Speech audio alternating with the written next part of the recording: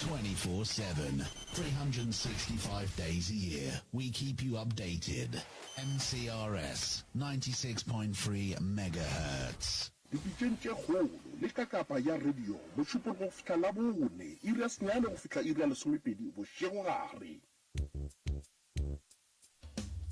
Right, motheletšo motse community radio gona fa le go 96 number 3 FM metsotso ke mehlano fela go itšwela go ere ya lesome jole ka ge ke ile ka bontšha gore ba go rogile tloutša ba roka magagešo le baiti ba rena ba go rogile go mentle le go senya sebaka ke no ya gona ka fa le go Professor Moremi.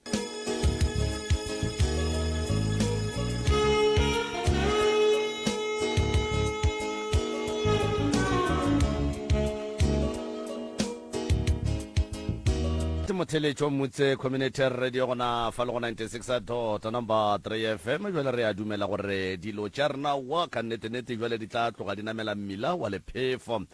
Professor Mongaka ke bua ka go wena gape ke a go tamiša hle a ke go tame malome ka kapa a ke dumediše baruti ba porofeta a ke tsene ka tabeng ya mangakeng a ga borena setšo ke ba dumediše ka mošate ka go fapana ga yona ke a le dumediša magagešo ba theeletši ba motse community radio station ka dikgokaganyong tša leago re a letama malome ka kapa ga ke leboge nako yeo re file go yona ya go dumediša ke be ke bue ke dumediše sesi ka mo sesi le kae Thabela le kae re gona sesi re botšiša lena le nna ke gona a ge re bolela le mang wa go tšwa kae le bolela le Maphari Maria Mphelo wa go tšwa Polokwane lefaseng la Makotopong re bolela le mmagorena go tšwa ka lefaseng la Makotopong re le thuša ka eng mmagorena re nyaka taba tše kgolo tše di napileng di le tšea go tloga ka gae go tla go le tliša mo dipitšeng tše kgolo gore o tlo o nyake thušo re kgopela gore o re botše tšona ka moka go se ka ba le ye o išiang gore o tlo kgone go kry-a thušo mmagorena ke a leboga papa nka se re prof papa tobena go toga lefaseng la Makotopong ke butia rena ke motho e le goreng a kgone go ka re tšea a re bja plekete ya kgona go ka gore na bothata ke eng o tlilo tšea le side a ke tsebe gore ko go tšhaba nnete goba ke eng mara nna ke tlilo re ge ke ya go yena a re hei Maphari o thomile a ke nyake tshele mo a dutšeng always o dula a mfelela pelo kore ke fila goreng I'm an outsider ka gae e le gore se se napileng se hlola gore wena le papa le thome go bona o ka re papa wa le kgetholla le bana ba gage ke eng le mo kgopišitše kang mogalabe lena ntwe e leng gona papa tobena khetha ntwe ba nang le yona ke goreng a bana nnete ge wena o tšwelela o ena le tšhelete ke mo ba go nyakang ge wena o tšwelela o sena selo ba go bona ka leitlho le lengwe mafelelong e bonala ge ke re ke ntšha sa mafahleng e bonala o ka re ke lenyatšo ke motho mongwe wa kgotelelo wa pelo e telele ke motho wa go kwata ge ke kwatile ke ya kwata so mo go bona e bonala o ka reng ke lenyatšo so ntho e feletše e dira gore le ka gae ga mma ka gore ke tšwele ke dula motseng wa ka ke feleletše e le gore ga ke tsene ke palela ko goreng ke tsene ke ra ere ke tsene ka gae ba go rakile ka gare ga lapa la geno ka gae a se bankoba ntho e le gore e be diega goreng ke feleletše ke yo nyaka stene ke tshwaro botile yana ga e tšwa ka gae o tšwele go se monate ka re ge ke ya ke llela go yena e be re kwana go sena bothata ge ke ya ke llela go yena a re ngwana bomaitšwa o nyaka stene o bone gore nna ke tšwele jwang ka gae nnete be ke bone ke tšwele ke tšo nyaka stene sa ka ke ituletše le bana baka so khetha ba thoma go lwala ge ba thoma go lwala ge re ba iša sepetela ya bata ba gore ba re ba nagana gore ba ka ba ena le cancer ya blood so ba swantse goreng ba ye operationeng ka Polokwane e gore ba ba buketše urology ka Polokwane khetha ge ba fitha mola ba ganne taba ya operation ene ke motho e le gore mothapologo o no tšwa so ya bata ba re le bana ba motho ka re ka re bile ba admitile e re ke ba tšee ke be le bona ka gore ka gae e be ba šetse ba le teng nna botjaka ke motho go bereka ka batho ke na le nnete ya gore le ka motseba ge le ka mmona le ka motseba ke tšhaba gore o tsena kua a tswa a tsena kua a tswa o bua le merite kgetha ba tsoge gabotse nnete ke ba tsere ke dutse le bona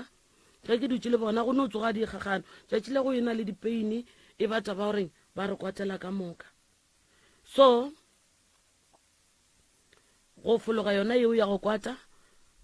ya batla ba goreng re le bana ba motho re a dula re re papa gape le se operation le o phela bjang cause le metšhini ya magoa a ba sure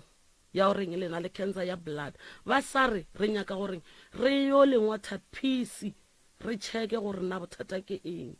so le tlo phela bjang ge e le goreng ke yona cancer le o phela bjang mola ebile le godile okay e thokile bothata ba ganelela until ebile ba dumela ke ema ke thomile dilo fase go thoma dilo tša ka fase ba feletse ebile ba bukile ba re di 30 ja September this year ba swantse gore ba te mankweng ba roba le mankweng then ka di 1 October ba tsoga ba ya ka polokwane urology ba ya operationeng e tlokile bothata then ka weekend ba go ina le malopo ge go ina le malopo mola go thokile bothata ya re Sunday re kitikile botse go sena le molato ya re Sunday ba tswelela a ke tsebo goreng buti ba mmuditše eng mara ntwe e tlileng go nna e tsweletše e le ntwe e le goreng kore o ferekane wa mmona motho goreng o ferekane ka re go wena ka re o ka se mferekane le wa mfelela pelo ka mokgwa ebile go tetše batho wa o sa mpitše ra bolela ga botse wa kgona mpotša goreng sebakwa ke eng ene se ba go bitseng sona nna a ke se tsebe se tseba ko wena ko wena o swantse o ntlhalosetse gore na bothata ke eng then ko go tlhalosetse tše nna ke nang le tšona e gore sebakwa during the week ebile tša ba goreng re rile re išitše lethwasana ga bolona ba tšola e ba loketse tšhupuela ya moroto ya go tsamaya mo senneng ba tšola ntwela ge ba tšola ntwela nna be ke se gona sa le ke tsamaya Friday ke ilo diela lethwasane jwala ke ilo botlhotlha ge ke le mola ka bo around 9-10 ba mfounela setse gape ntwela ya moroto e tšulegile e tšulega jwang ba ra o e be mphiša e be ka re blokile ka ra e kgone gore e tšulege okay ebile ka mokgono we o monnyane wa mafelelo ke ga a ba thasela a re a e kgone gore ntse e tšulega gore re le swantse gore le boelele mankweng ba yo llokela ye uwe kgetha e ba sa kwane le yona mara mo ba robetseng gona ke go a thapa because o no ke tswela a ona control re dutse le bana ba bannyane gore wa bolela e be ka re wa ba tshwenya se nna ke sekolong go tswa molomong wa bona ka sonta ke gore mba re nna ke a bataiša ebile ke nyako ba bolaya jwang because ke ba tsere ke dutse le bona ka lapeng laka ke nna ke ba bokang motho a batišitšeng kua go nna o na le 3 months kgetha ba buile sepetele a tsebe o taka kua a reng le tsoga jwang ntwa tlang go idia ke gore ge re ya ko yena a reng ba jwang mare le ba bona jwang le bona so ke ntwe e le gore botsebotse re e bakile e ke kgona go kwešiša gabotse le ge ke sa tsebe gore na se ba mmoditšeng sona ke eng ge o dula fase wena o bolela le yena ba bang ba se gona o reng papa gago a ba kgone go bolela le nna ba tlileng go molela a ba kgone go bolela le nna ka nako mama a sa phela bo o kgona go dula fase o kwana le yena papa gago mma o re togojerisa le ba bannyane buti ba na le 13 years I was 7 years old so o re togojerisa le ba bannyane then ya ba yena papa a re go diša mara ko morago e be motho mongwe mo humble motho mongwe o thoka problem a sena tsele dilo di rile ge mengwaga around ma 2012-13 ke mo dilo di thomileng go change gona ya saba motswadi ola e be re mo tseba okay šidiwe malome ka kapa tsena le wena o bolele o mo fe maele mathata ka molapeng le re a leboga ge ke theleditše kgaetšedi ya ka gabotse ke motho wo gabotse o ka reng ga a kwane le ngwanabo ke a rereša ke nnete papa and then o sa kwaneng le ngwanenu a butia lena o tšea lehlakore la ngwanenu ke kgopela go le phošolla papa o wa mafelelo ga ana bothata motho e le gore o mphelela dipelo ko reng ke palela le ko gore ke ye go llela go yena ke buti a ke kgone o ka dula le yena fase kgaetšedi yaka ke go kwele gabotse ka tsebetše pedi ge o re le bana ba motho ga le kwane o ra wena le mang ke nna ke buti ke moratho mara ore moratho problem ye ile reng o mpha yona ke gore a ke gone go shoreng ke batho ba ge ba dutse go bolelwa eng ke lebaka le ke bolelang gore rena re le bana ba motho ga re kwane because o wa mafello yena o ile a feletša 2 weeks to 3 weeks a re ko nna reng nna ge ke dutse le batho a ba fele pelo ya gore ke emelele ke tsamaye ena ke re ge ke emelela batho ba foronya dinko ka ga genu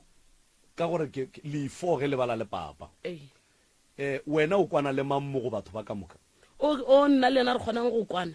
ko wa mafelelo o monnyane o ke ena mafelelo ke ena ke dulang le ena ke le khetla and then wena a o kwane le ya butago le papa mara o monnyane o le ya kwana re a kwana ga botse gore o monnyane o kwana le lena ka moka yena o kwana le rena ka moka alright papa o na le mosadi o mongwe ka moraga gore mmago le na tlhokofala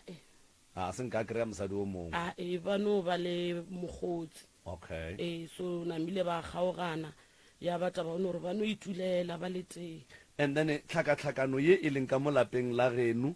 ga ke kwe o bolela ka bomalome ga ke kwe o bolela ka borangwane jwale a ke bolele ka bona ka kapa ka lebaka la goreng nna ge ke gola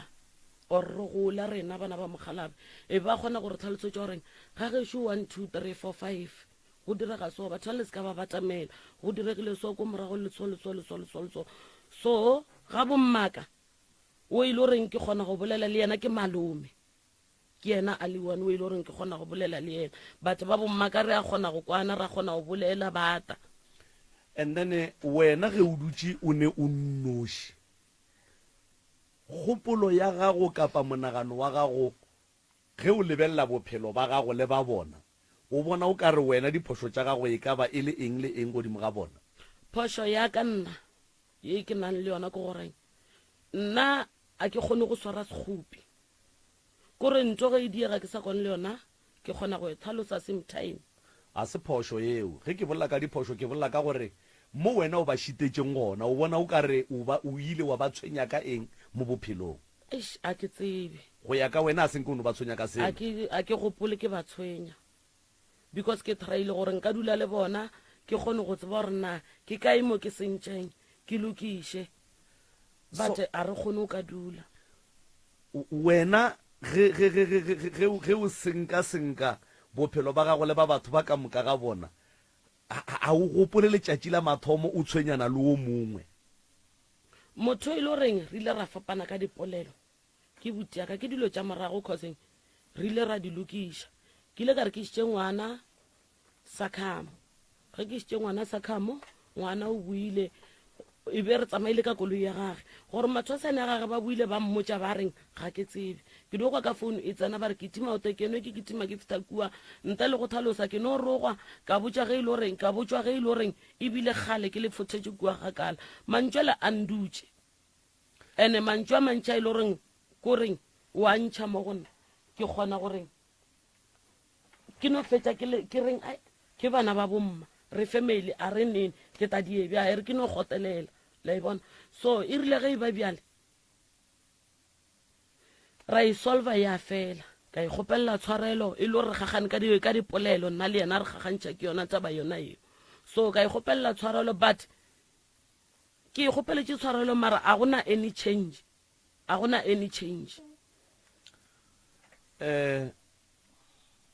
ge ke go theleditše ke go lebeletše ngwanešo o bonagala o le motho wa go bolela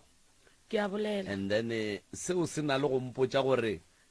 le ge mohlomongwe o na le batho ba ka ntle ka ba bagotse e ka ba batho ba bangwe go fihla le mo e leng gore mohlomongwe gona dilo tše e leng gore o di bolela ka batho ba genu wena o se awe gore o bolela ka bona ka mokgwa e leng gore ga go amogelege ka gona ke a rereša a se nnete ge ke koreng ke motho mongwe goreng ge selo se diegile re dutše so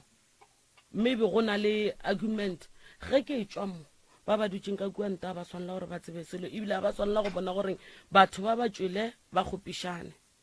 o anwa a ke anwa wa bopompa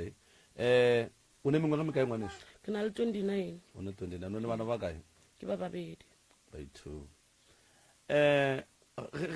ge o khuše madila o ba motho wa mohuta mang gantši nna ke dio thoma o dio tago ke nyaka go robala le bona ka gae batse o motho wa go bolela kudu go o le souba ge o khura madila gore o seko a bolela o ye mpeteng robala wo mo o dulang gona gone jwa lestene se o se nyaketse maote nyaketse ke nyaketse ba geno ba go thekga mo steneng sewe bata bona ga go sena e se re lokišitše go sena le bothata bata and then ge le lokišitše go sene bothata ba tla la kwana then go a senyega ge go thoma eng go thoma mang go la tsebare keng ka kua ga ntlo ge e senyega go ka ba le mathwasane ba re go tšewa nyoko go ba lethwasane le ya gae ke mo ile gore dilo di a senyegane ntwe e mmakatša letšatši ka letšatši gore na wae ge buti ya ka a ena le molato go thoma go tswelela ditsabatsabana ene di tswelela le kgetha kore a re kgone gore re ka ja mokete re thabile re ka uja ra thaba ra uja ra o fetša but e re swantsa go ba mantsa go swantse go tswelele ditshele jale ngwaneso nke o mpotse mo thuso ye o bonago o ka re o ka e hwetša go tswa mo lenane go lapitseng tše kgolo le office ya professor Moremi o bona o ka re o hloka thuso wa mohuta mang go tswa mahlokoreng a mabedi mohlomong nna ke tlhoka thuso ya goreng family yaka mo ke e senyeditšeng ke kgopela le ntshwarele dilo tše di fele re phele bjale ka batho re tlogole o phela ka o dula re ngwapangwapane ene o kompotše mo pele mathwasana ke ama ke a buti ke a buti yago o nyaka go kwana le a buti yago ene wa tsware ke a morata alright a gone molato ke nana re issue malome ka kapa e nyaka re ya ga bosesi re bolela le a buti yage le papage re dutse fase re ne le bona ka lebaka la re sesi o nyaka tshwarelo ene tshwarelo sa ntse a ikhwetse go ba ileng gore go njwa le moa ba gona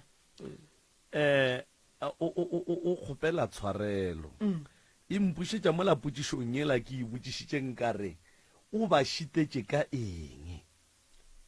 a ke tsebe gore ke ba šitetše ka eng kore ke nnete ke nyako e bolela le nna gore ke kgone o kry-a khutšo a kere ge nna ba sampotse goreng o re šitetše mo le mo mara nna ke sa tsebe goreng ke ba šitetše tše dingwe nka no se di bone gore ke ba šitetše mara bona ba di bona ja ba di kgopi go bona tša creata tshwaro ye mpe so a ke se tsebe se ile gore ke ba kgopišitše ka sona ke nyaka goreng ke tsebe goreng ke ba kgopišitše kae ke lokiša kae and then ntha ya bobedi ka gae ka mo ke tswang ka gona a gona boroko go kitima magoto a mantši le o ka re ka lephiri mare ke a bolaodi ya eng o senya nako go na le ka moreile goreng a e robale ke motho ka mogare ga yona ke melete a go tsebe gore na melete ke ya eng alright abuti o ile a dira eng ka seemo se re na le problem ya papa o tsena kereke ye itseng ya semoya ema pele kereke ka se le palliše go thiba melete nto ke nyakang go ikwešiša ko gore magotlo a ko kae ko ka gae ka gešo ka mo ke tswang note ga gago ae ka kua ga gešo ka mola bopapa a ba dumele go thegiwa ka sethara ba nyaka taelo fela so mara le bona still le no le ge ba dutse ba fiega gore ba ka dula ba le teng ka ko gae gore ba fiega eng a re tsebe ge re ya gae re rokolomaka ge re boya mebele go sa tswa o tsoga mmele o ka re ba go bethile mmele o botlhoko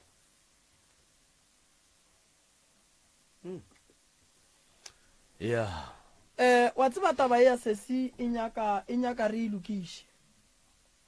ilokiše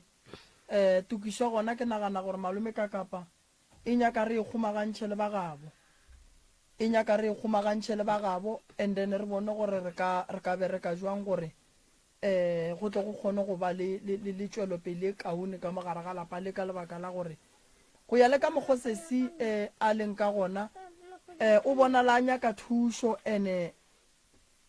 lapa ke la tate abuti o gona ka kua gae o e leng gore ke yena a tsebang ka ditaba tše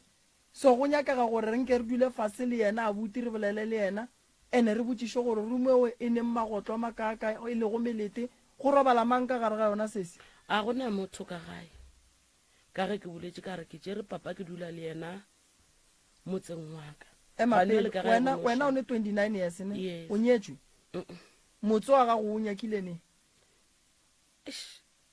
2016-17 ke dutse sa go pela ga botse ngwaga ke eng e se mara ge ke tšwa ka gae e be re dutse e le goreng le bošego ga re robale and then abuti o kae a botse o dula motseng wa gage last born ye santše e šale ka mogae ya bašimane kae ke ngwanenyana re balenyana ba no babedi a kere ke nyaka mošimane. last born mo go bana ba bašimane o kae ke a bute ke yena botse ke yena le one so go ra re ke motse kwa ke ya buti santšeng a o hlokomele mose le nna ke tsebo yaka ke ka mokgwa le nna ke tsebang ka gona so so mara papa moremi Eh. ge monga motse o gona o sa phela ga a sa dumele gore motse ola o phekolo ge e le gore wa phekolwa ge o thegiwa o thegiwe le yena o motseng wa ga a o na ntho a ta e dira kore ka o le lengwe ke kgona o fila gore ngwa imelwa kotseng o traile motho wa modimo goreng papa mme motse e reng ke o bereke mara a ba o bereke a ba dumele a bale ke therešo ge e le gore ba gana ka motse bana ba robale bana ba tlo tswa ditene ka gore bana ba ka se dule ka gare ga motse batswadi ba ganang o berekile motse šura o bona gore a o ga botse mara ge re ra o bereka ba gana then ge ba gana o berekiwa nna re tlo gore go ra re dilo tše di leng ka mo di a tsebiwa gore ke tša bomang ene bjale ntho e re nang le yona problem e re nang le yona re na tšwelopele a ego nna e be ke le motho e le goreng a ke makete ge mmereko nna pelo wa ka mpotsa gore a ke sa tlhoa ke sa o nyaka motho e ba di o tswelela re sese ba re mmereko kae mara ke bereke le sekolo ge e be ke dula ka gae ke tropile out ka june ke dira form 4 ke busy ke re ke a ngwala ke a registera ke a ngwala ke a feila ko ra ona ntho e lokang ke nagana gore malome ka kapa a ke tsebe gore re bia jwang gore re bulele batheeletši ba babedi mara taba ye gore e loke re swanetse re no feleletša e le gore re gahlane le ba gabosesi nnete ya go di feta ka moka prof ya nnete ya go di re feta swanetse re gahlane le bona ka gore la mafelelo ko re gabosesi gona re tlo gapeletšega gore re ye ene re gahlane le bona ka re ka se tsene ka lapelele la tate a sa tsebe gore a sa tsebe santse a tsebe bjale ka ge e le monga motse ka nnete ke nagana gore re ye storing kapa mathateng a lapa la bobedi and then sesi okay and then ke na le problem nngwe ya goreng ge ke sepela ke šala ke moriti ka morago go ba le di-stepe ka morago ka sunday ke rile ke robetse mosegare ka no kwa ke tshwara ke boroko so ka tsena mpeteng ka robala ge ke seno robala ke lora ke na le motho wa monna o mo botse a ke tshepe gore motho wa mokutsola gona mo lefaseng ge ke bona ke na le yena mola ke tshwara ke segateledi ge ke tshwara ke segateledi mola ge ke phafoga mo mafelong a mpeta kore o ka re motho wa fologa ka mo maotong a mpeta and ntho e diragalang e be ke dutse ke e tseba because ke ile ka thakana le motho ka toropo a re go nna re sese wena wa ipona gore bobjang ga gona selo se e le gore se tlo tsoga se lokile because ba o rwešitše moriti wa motho wa go tswelela ka ntle so a go sana ntho e le goreng e tla tsoga e lokile mo go wena e do ema ema o nyake thuso ka mo ene le gana ka mola motseng wa ka mola ke dulang ka gona bošego ga gona boroko kore go tsamayang wa bona taba ya motse wa gago nka go thuša ka yona le wena then ge re ya ka kua ga botate ya ba gona mo e leng gore re tlo kosa gore tsentšhe tate go diragalang ka lapeng la gago? ka motseng wa ka a gona boroko bošego kore o takwa ka re go tsamaya dinonyana gore o ka re ba go ga ntlo mo masenkeng ge ke tsoga forogo ngwana o tore mama ta o bone e kere ke dira ka ntlo ke meletse ntlo e be epa mo fase mo e epile 2 days le la boraro le ngwana o rile ga a tsoga re mape ntšwela e sa tšwela pele e epa ga a lebelela ka fase ga lesukwa go ne lesukwa le legolo le dutse mo gausi le ntomo ga a lebelela ba no bona ntlo a matho re ga metsi ka ketela re biša metsi ka ketela re tšhela ke se go a goleta metu le legologolo so ke sepetse le nna be ke tšhogile e ke fitha ke botša ka rae re ta go tšheka thapama nnete ba rile ge ba tšheka rae ke dilo tša bošego o tile a ntiela tša gomola go gomola ga tšona di boile gabedi bana le bona ka gae ke bereka o no kgala bana ba kwe wa mošimane le yena o bereka o feila ko rako ga o na ntho e lokang no a o lokile ke selo sese masogana ona a dula mara a ba dule a ba dula no sese a lokile ke selo mara o ile wa ya go a buta go phetha ditaelo o ile a mphethela ka goreng go ile go ba le tše dingwe a bankiša lebiteng ke nagana gore lenko eleng ka se thaloso ya pele o fo go phasa ae ke tšwa koreng ba rile kore ka mokgwa ba mperekileng ka gona ba mperekile kore ba tšo tsoša moriti wa motho a khwileng ba nkapeša wona then a re e nyaka gore ntho e re e dire so re e bušetše beke wa tsamaya o ya lebiteng o phasa o tsoša moya ola wa lebita la motho o sa mo tsebeng so then go boya o tlile wa thapa wa aramela wa phalatsa nnete o ntietše wa tlhapa kae ke thapile ka gae o boya ke buile ka thapa ka gae okay kua lebiteng ke noa ka thapa ke swere malekere le dilwana tše di bose no ditaelo tša go rietšeng ga gone molato rena se segolo re nyaka go no bona sese o lo ka o ema ga botsa kere ya se segolo re nyaka go bona o lo ka lo tša gago di sepela ga botsa wa ya ka morago ge dilo tša gago di hlakahlakana le go feta o sa ye go yena gape wa re gape taelo la ke irile mara dilo a di loke lebaka la goreng ke palele ke goreng ke ye go yena a ke kgone go bolela le yena kore wa ntšeatšea wa nkgadimula and ana goreng ke batho o ka tsena wa fita ware e ware wantho a re ke eng o nyaka eng o seka mpotša ke taboya ke busy gore wa lebelela batho ba lebeletše ke feletša ke fela mata mara se e seng gore go hlokega gore a ke re wena o wa ka gae and then e leng wa ka gae a o kgone go emela nako ya maleba ge a le free mohlomongwe a feditše ka go thuša batho ba e leng gore ba busy ka bona and then o dule fase le yena ga botse o mo hlalosetše ka mokgwa ke kwang ka gona o ka re o ne le go a ke tsebe mara o ka re o ne le go molata a le busy mohlomong ka mebereko a gage ya balwetše a go jwale o ra gore a ka re a dutše a re ke sa le busy o dula le busy o tlo mpotša goreng ke busy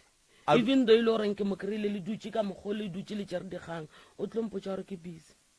so ke ntho e le goreng ya nnyamiša goreng ke feletše ke bolela le yena a ke kgone o ka bolela le yena mathata aka a ke kgone causeng ke motho e le gore o dula fela pelo ke motho e le goreng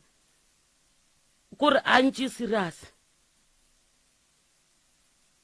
o bonala o kwatane too much ke a kwata goreng kore ke lle go šoka moka ene ke ipotse gore motho wa gore a ke sa mmatamela okay so ba le ke bana ba bomma a gona ntong ka edia le ge ba nkgopišitše ke tono fetša ke reng go lokile re ke dikhate re tšwele pele ka bophelo mara go loke selo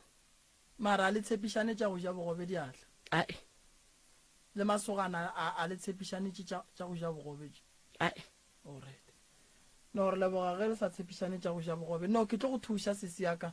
mathata ga gore tla leka ka maatla re bone re dia jwang o tlo no re emela mola re atla go ntšwa le re tlo go bona ke leboga tanki ya leno bja di etsetše mo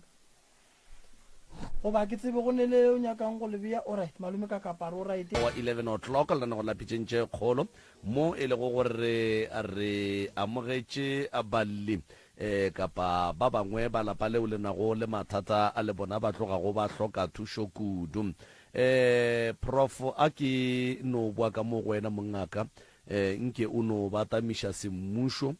ke moka tate ka baka la re ke kgolo o ka re ke yena a bego a bolela le rena mosegare ke moka a nape a role se borala ka baka la gore ge e le mampia ka nnete ruri re tloga re lapile melala. Thobela. Alright, a ke thome ka go dira so malome ka kapa a ke le amogele tate mogolo le sesi le fihlile le kae motswadi yaka rona rale re gona sesi le kae re gona molli ke mang molli ke itumeleng ne alright sesi itumeleng malefo go lla ka ngwane go thuša ka la ka bophelo baka go diragalang go tloga e ke fetsa matric bophelo ba ka senke bo sa ba monate ka 2010 ka tsamaya ka engwadisha college ka January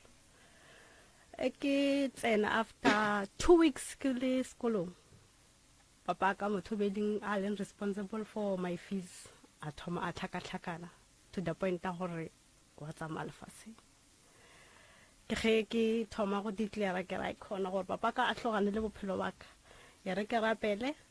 ka rapela modimo ka re modimo go ne le gore papa ka ntšhi mphe papa ka ke amogele motlhako ka tlogela sekolo ka boela gae ka same 2010 ge ke robetse bo go ne le selo se se mpotsang gore sepela ke re ke sepele yes ke a sepela ke ya kae ke khuname ke rapele ke re nka se sepele mo ke šie ngwana wa ausi wa ka napile bophelo bo tswele pele semmušo go be bose ke tswele pele bophelo ke le baletse ka moka jeke ka mengwaga ge ntse e ya 2012 ka thoma kgwebo ka reka ke rekisa di-veggie le dinamune kgwebo ya ka ya thoma ya sepela gabotse bophelo ba ba monate kgwebo ya ka ge go thoma go fihla mare ntwe go thoma go ne le season a ke kwešiše gore season it's October or something e go fihla nako eo bophelo ba thoma ba hlakahlakana every day business ya ka yawa mara business be sepela gabotse business yawa December ke nna ola ke ka kamreng ke alla go diragang ka bophelo ba ka why ke sena tswela bopele bophelong ba ka awa a ke felo ka tsona ke tswela pele ka bophelo ba ka 2014 ka joina ka thoma ka shonisa ka ba mashonisa money laundering ka adima batho tšhelete e ke le busy ke adima batho tšhelete le yona e sepela ga botse kgwebo go fihle yona season eo a ke ikwešiše gore season eo go fihla kgwebo ya ka ewe ke re ke bophelo man season ka mokgwa bophelo bo tswela pele ka mokgwa ra thoma stockfela le ditšhomi tša ka stockfela tsa di December ra thoma tabe ya mashonisa then le nna setse ke thoma ke shonisa setse ke adima tšhelete like playing be ke sa adime le tšhelete ke itlhoka be ke adima tšhelete just for fun ke no adima tšhelete nje go kgatla ditšhomo ra I can do this ke no ya adima ke patele ke adime re patele bophelo bo tswele pele gante ke sa tsebe gore morago ntho e tlo go batsa ka tswela pele ka adima tšhelete go be monate ngwaga le ngwaga go fihlela ka 2019 mo ka pallong ke go patela tšhelete e ke thoma go pallwa ke patela tšhelete ke re mara tšhelete e ka be ke e adima le selo se ke e dirileng ka sona a se bonagale bophelo ga go sa le bose gore be ke dlala ka tšhelete be ke no dlala ke adima tšhelete ke bapala ntho e setse e le drug it's like a drug setse ke drugegile setse ke le addicted ko bo mashonisa setse ke tswa ke sa adima mo stockfeleng sa rena setse ke tswa ke adima go bathong ka montle aowa ke sepele ke moporofeteng tsoko ko maphota ke fihla moporofeta kgopela o nthuša gape jwale ke tsena mathateng porofeta a thome a rapele a mpotse a re bothata ba go keng ke re nna bophelo ba ka ba hlakahlakana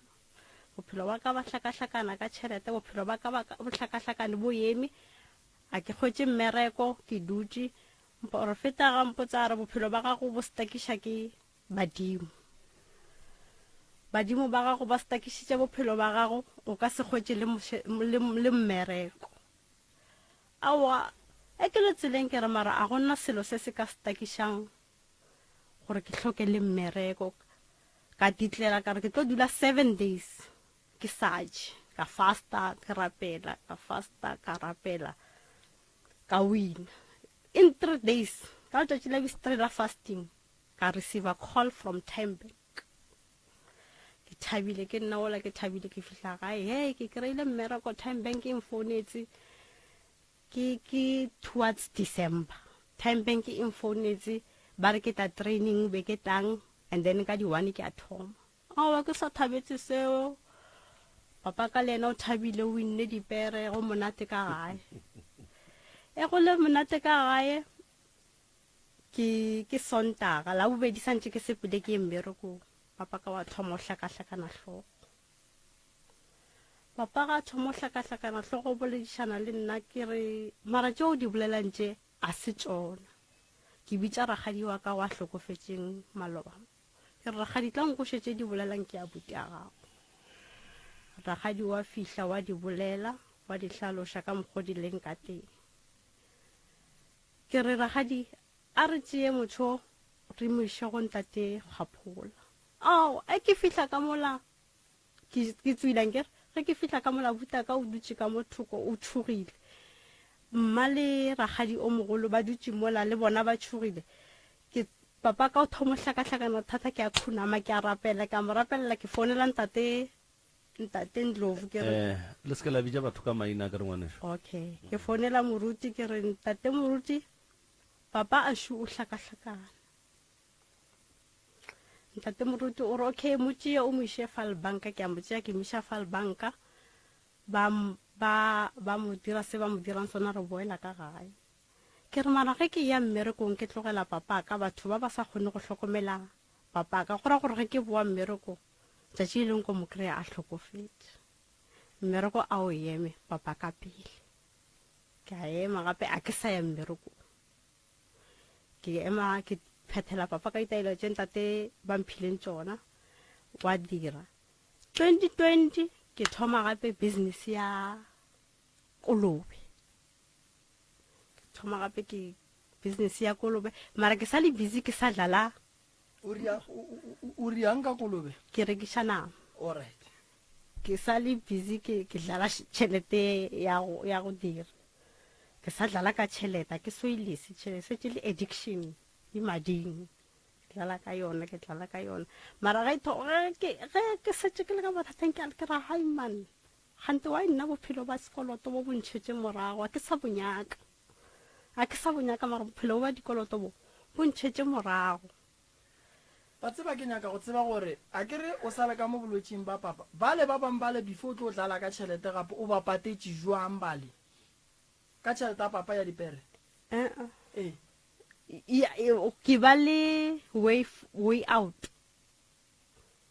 ke ba le way out o fa ke banna tšhelete o fa ke ragadi tšhelete o fa ke mang tšhelete ya gore o tšwe kua ka gore a ke go sa le mola re nyako sepela le wena ga botse o se ka re šia gape mo gongwe mo mengwageng ye mengwe be ke kgona gore ke be le mahlatse ke kere contract nyana ya 3 months ke kgone ko Time Bank o ile wa ya wa bereka alright o di-project tša mo gae alright o paletše ka lebaka la gore papa ba bala alright o ka tšwela pele jwang ke patele ke nyako tseba gore bale o ba patetše jwang ke kgonne go ba patela ke kgonne o tšere ka tšhelete ke bile le yona nako eo ke tseka yona nako ke bile le yona aowa a ke re o ka se no re o dutse ka mokgwa go te tshetša wa kry-a 500 le yona tšhelete ke ba le yona is either ke kry-a mmerekonyana ore ke kry-a thušo like ka ya 2021 to be fair ke thušitše ke abuti wa ka yana ko kry-a contract ya time bank time bank a ke sanke ke fihle re nyaka go thoma mo wena ko o kolota batho o rapela o fasta for 3 days o kry-a call then go santse o ye go bereka time bank wa thoma ditšhomi tša ka o file ke tšhomi tša gago yes ke file ko mongwe wa tšhomi tša ka a mfa tšhelete ka patela ore tše dingwe tše ke sekoloto to sekoloto dikoloto tše o bolelang ka tsona e ka ba tša bokae so plus minus 30,000 plus minus 50 alright and then o kgona jwang go covera dikoloto tša bo 40-30,000 to 50,000 ke dira sekoloto but you can't gore wena o dira sekoloto sa 50,000 godimo ga sekoloto sa 50,000 o tlo dira sekoloto sa 50,000 if o na le maybe a certain percentage ya tšhelete o tlabeng o iswere ya gore e ka fokotša sela ya phusha wa ya pele so o ka se rie sekoloto o sene tšhelete wa ria sekoloto godimo ga sekoloto ke phela ka mokgo batho ba ba no go fa tšhelete o sene tšhelete okay ya o ka tswela pele ke batho ke kra tšhelete ka tšhelete ba benefita eng mo go wena ba sekoloto a ke re o nka dimile tšhelete ko adima go ntate ka kapa go file 50,000 yes o tšere 30,000 go nna yes and then santse o tswa go nna o santse o tswa go ka kapa o tswa jwang moo ko ya go malefa mpha tšhelete ka tla go wena ka go patela wa nkadima gape ka go tšea ka eša go ka kapa wena a botse o tsotsi santse go swara go nna wena ga botse all right yes all right no ke karata sekoloto ka sekoloto ke bereka is a center so go ndwa le dilo tša gago di shapa ya ba sa tlo go bala banna ba shwanisa o kolota batho ba ba kae go mmele ga re bolela so no a ke counter maybe 5 ya bona ba wena o ba kolotang and then tšhelete ya gona ka mokagana ge o e hlakantšha e ka be e na le bokaenyana so ye o e kolotang batho ka moka ga yona ge o e hlakantšha plus 30,000 o a bereka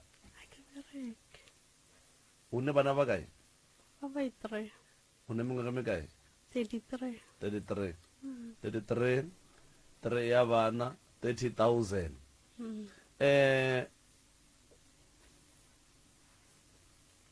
thušo ye o e hlokago mo ka baka la gore o kolota batho ke ya mohuta mang thušo ya gore ke tle mo be ke nyako tla mo ke tlokwang ke batho ka moka gore go seke ba hlole ba thoma ba nkadima tšhelete and then ngwago ke sentše go senya ke nyako bolela maaka o sentše eng ke ja tšhelete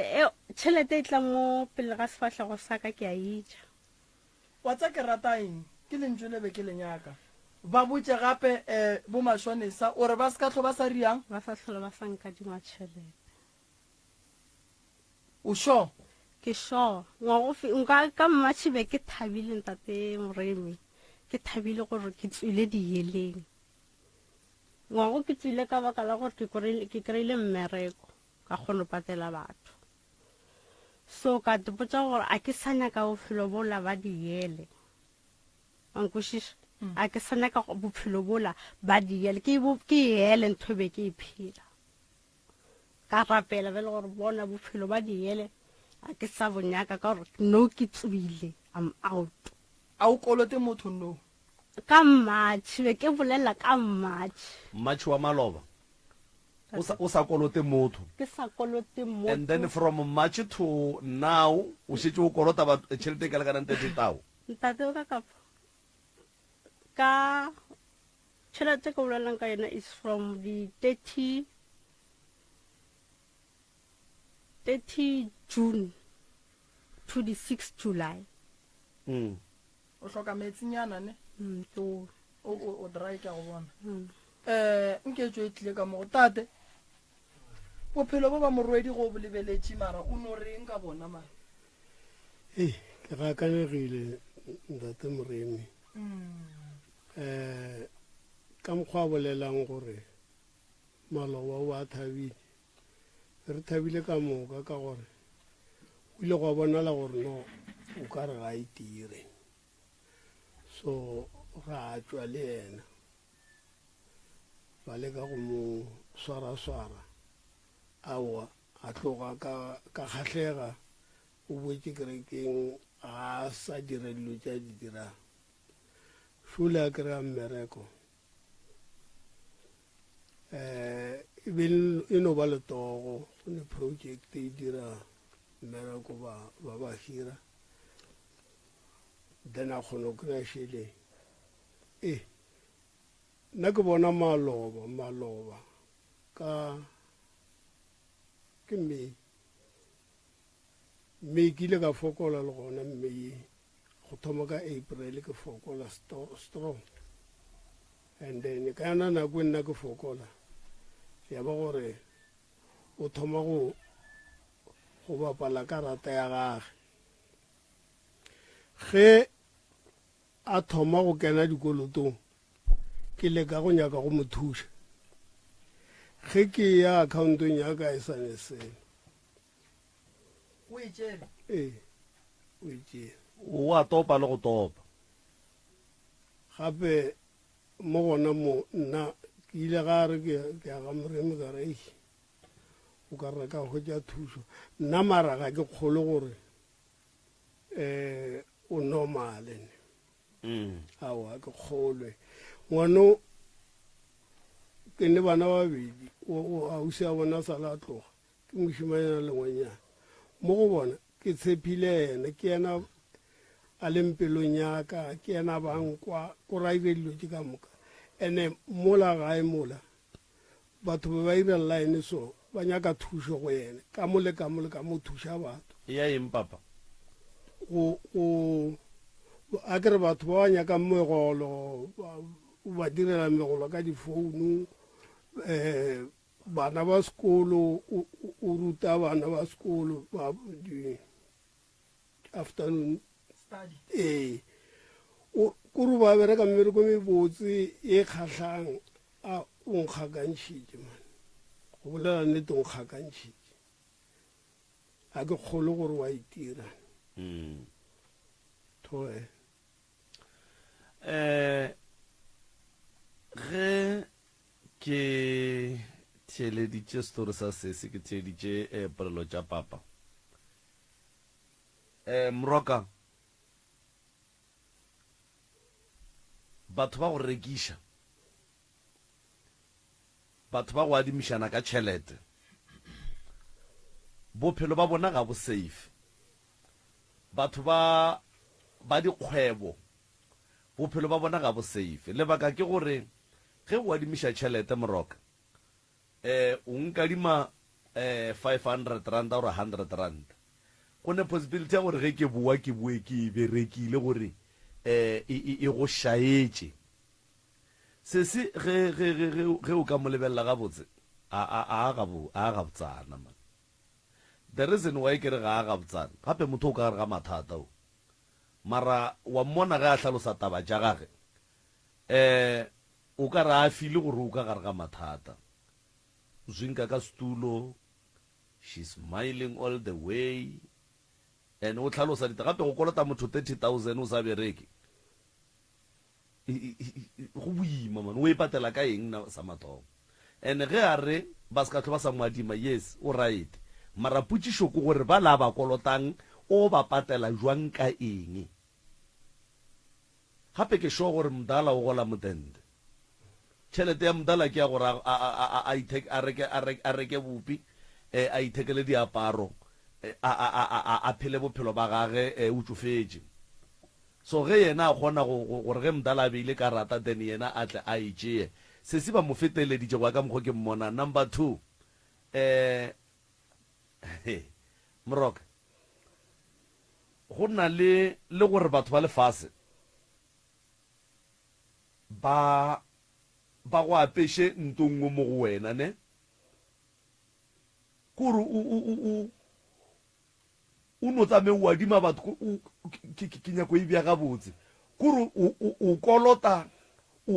ntwe e ka no be ile ya go direla something wena o se aware and then ge inyaka tšhelete go ra gore o swantse o tsamaye o adima ditšhelete gore o kgone o e patela ke sekoloto se se sa feleng ke bolediša so ke gore I remember go ile go ba le nako ye nngwe ye e leng gore ke ile ka kopana le molli o mongwe mosadi ya gage a ne le same problem o adima ditšhelete o a kitima o betšha bo dipere o tša dikarata tša batswadi then ge ba mmiletša baruti ba mo rapelela motho woki go a ba le ntho e bolelang mo go yena gore nka se tšwe mo motho o nkolota tšhelete ngwe ntši kudu ene o swantše a mpatele so le sese o kolota dipoko ene a kolotang dipoko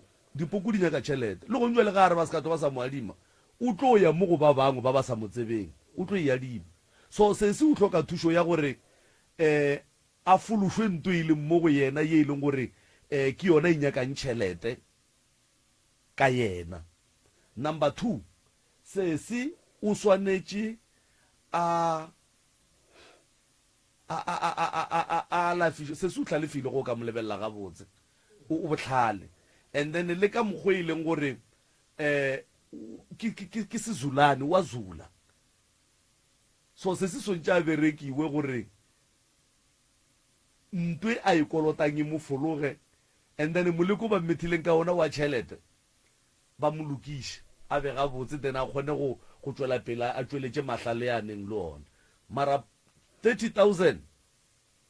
e boima wa tsere ke enne sese o tlo bola ke batho wa tseba gore banna ba go adimišana ka tšhelete o tšere tšhelete ya bona ba nyaka go phetha mabaka a bona wena o gana ka yona gore ba ka go gobatša ke a tseba ntate Moremi ke gopola ka 2021 ke ile ko banneng ba bang ba Seabutswa ke tse gore la ba tsebana nna se ka ba bolela re nyako ba tseba awa ke bolele lebitso ke tlhaloša go site e ba leng ko teng o ya ko traffic department ke ba butinyana ba bang ba babedi they were very dangerous ke fihla mola go abuti ba le ke dula fase ba re go thuša kang ka re ke kgopela 50,000 ba ntebella ba lebella ba re se kgopela 50,000 o gola bokae ba re ke gola 2.5 ba re and then wena o re nyaka 50,000 o iša kae ke re nna gae ke kolota batho ba re e tiša dinamaphone tša batho ba gore ba founele ba tlhalošitše gore tšhelete wa ona yona o tlo ba fa yona gannyane gannyane go na le gore re go fe 50,000 cause rolwa le wena ke re nna 50,000 eo ke December ka nako eo 50,000 eo ke le botša nnete ka January ke le fa yona mara wa ka gore banna ba o be ba go thuša bare ka re ke le botša nnete mpheng 50,000 lena ka January ke tlo le fa yona mara tliša something ye tla o tshwarang ka yona awa ka fihla gae ke botša boyfriend aka ke re kgopelo se ka ya mmerekong bo sasa ke nyaka gore mfelegetše Seabuso awa motho wa batho tšea koloi ya ge ra sepela re fihla Seabuso ra phaka ke re phaka wa phaka re tsena ke ra re tsene ka mo re fihla re tsena re dula fase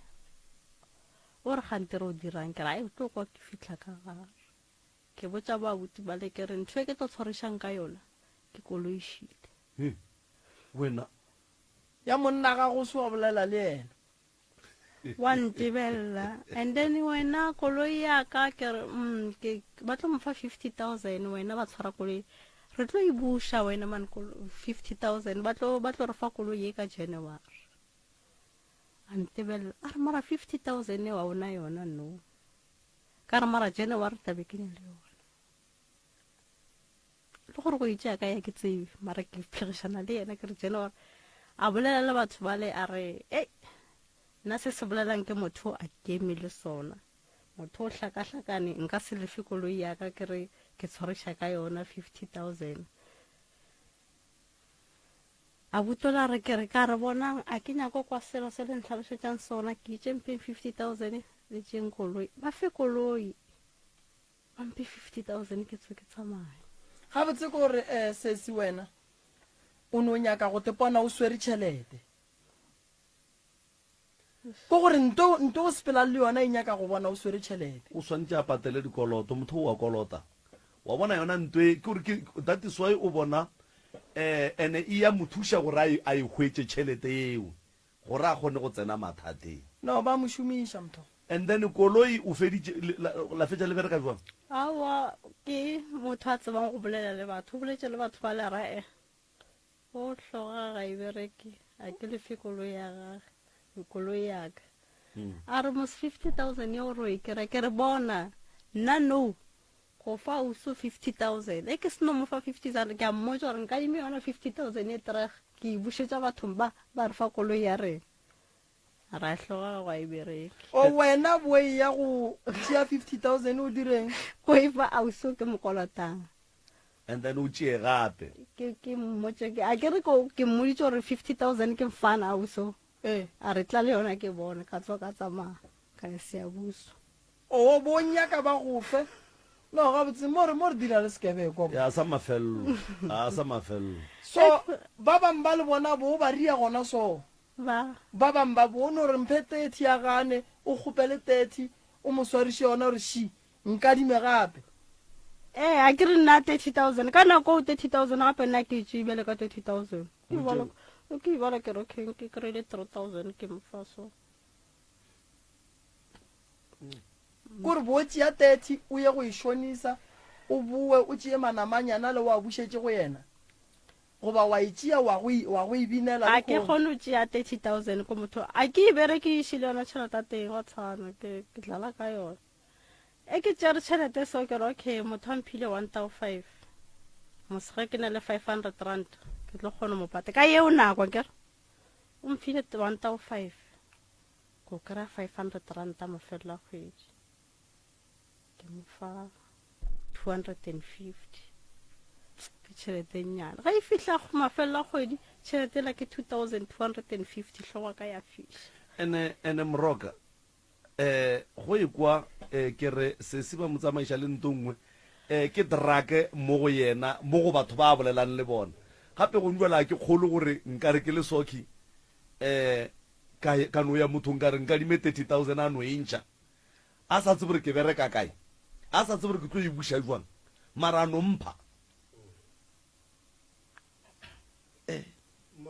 maloba mo ntate ka kapa be ka go feta ka la bobedi nako ke be ke le mametlhake be ka go feta ka nako ke tlogile mametlhake ka 1 a nwele tenase kore dilo tse ke berekang ka tsone kwa dikoloing o no di tšea dino gore o nyakogo ga ke re ukomo a re ke a letlaiša nyakogo ka gore ke a bona gore ke a letlaiša a o kwa kere a normale so sesi o tsela ya gago le di-social worker tša ko mametlhake o berekisana ga botse le bona wetse ke pa ka di 18 o ra re o raete gore gone jalo o ka se di dire selo o safe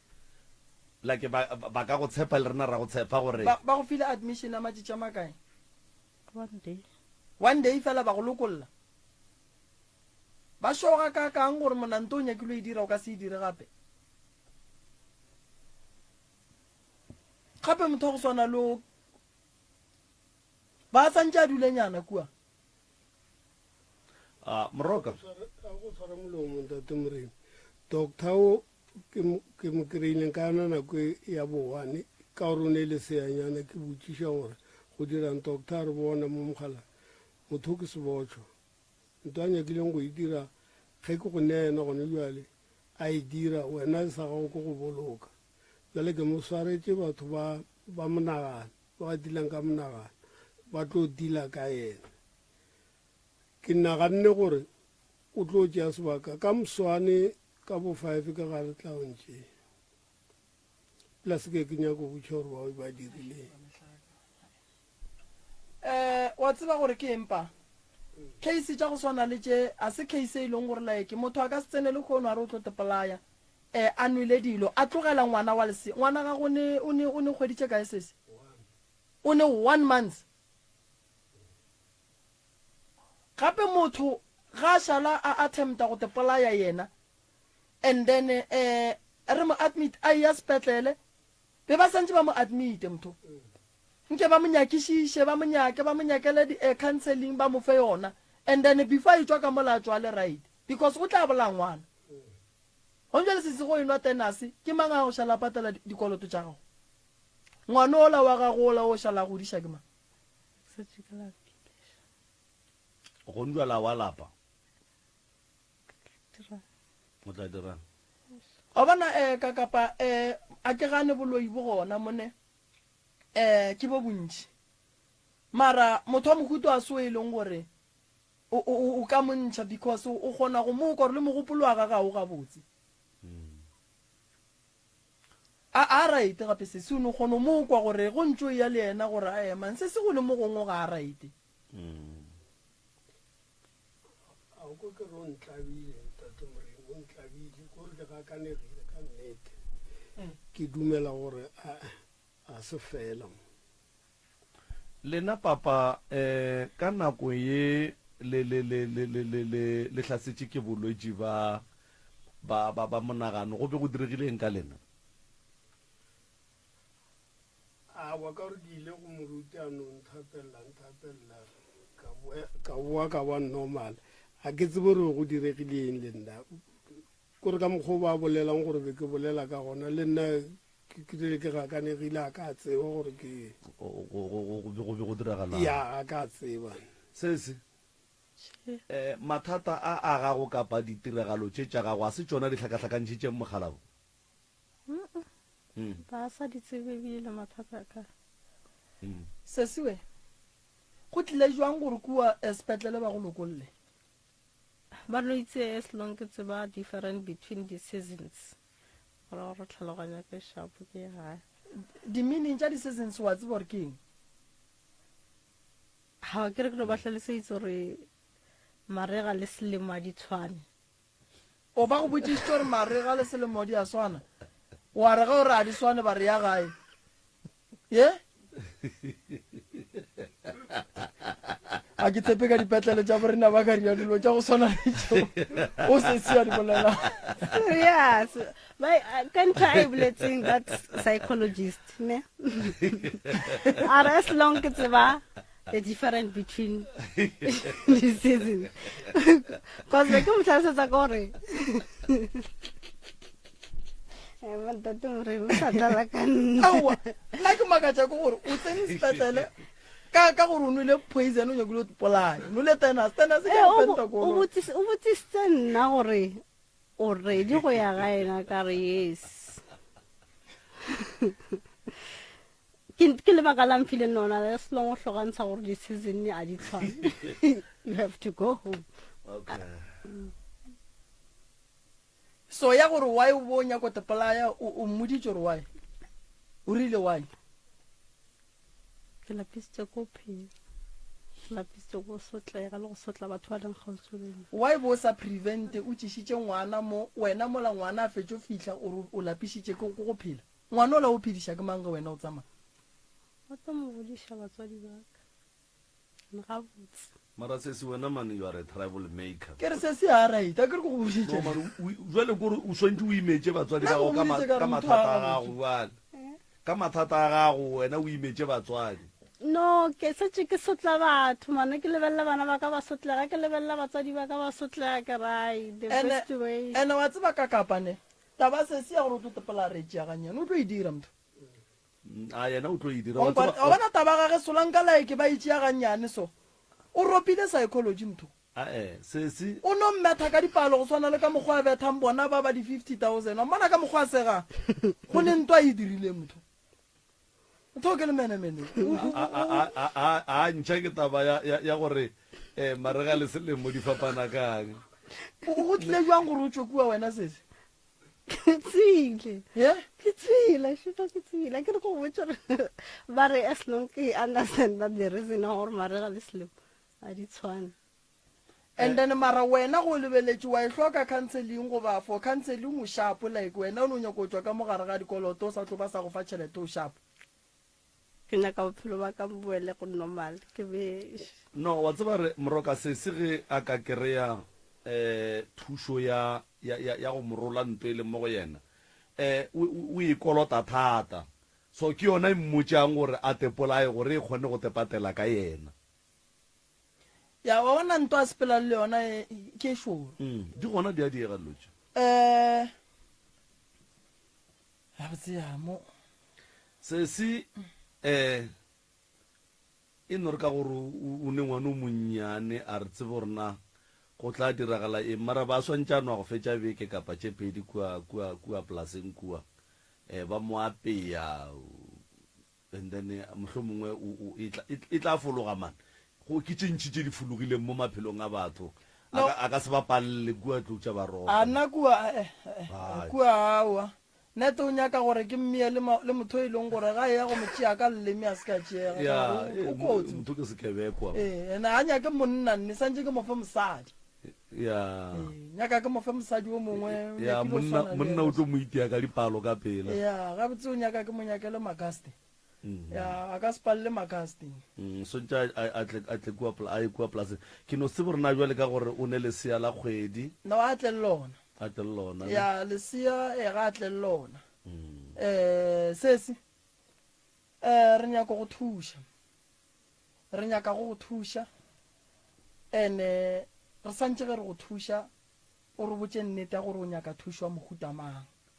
Re se ke ra go gapeletša thusho. O nyaka thusho mohuta mang mo bophelong ba gago. Nko no bolela nnete tlogelang elo ile la maka ka kua ntle.